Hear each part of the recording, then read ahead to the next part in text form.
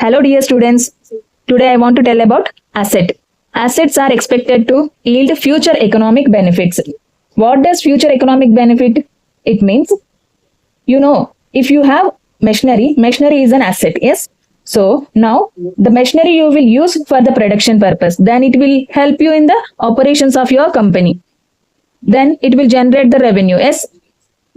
How it is generate the revenue? If you produce products by using that machinery, that product you need to sell that. From that sales, you are receiving cash, you are receiving income, you are receiving revenue.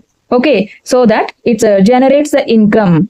If you have any asset, that will generate the income in the future. So that future economic benefit.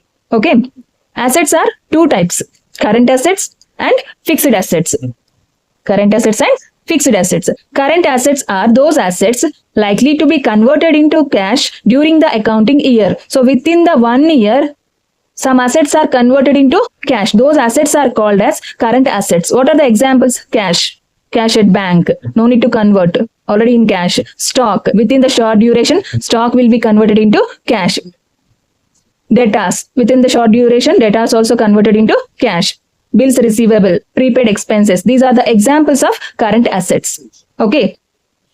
Fixed assets. Fixed assets are those assets which are not held for resale in normal course of business, but used for the purpose of production of goods or services. So fixed assets are not for resale. For the purpose of production, we are using that fixed assets. Okay. What are the type of fixed assets? Tangible fixed assets, intangible fixed assets. Here we have tangible and intangible fixed assets. Tangible fixed assets are those assets can be seen and touched. That means which we can see, which we can touch. Those assets are called tangible assets. Building, which we can see, which we can touch. Okay. Land, plant and machinery, furniture. So we can touch and we can see. So these assets are called tangible assets. Intangible fixed assets.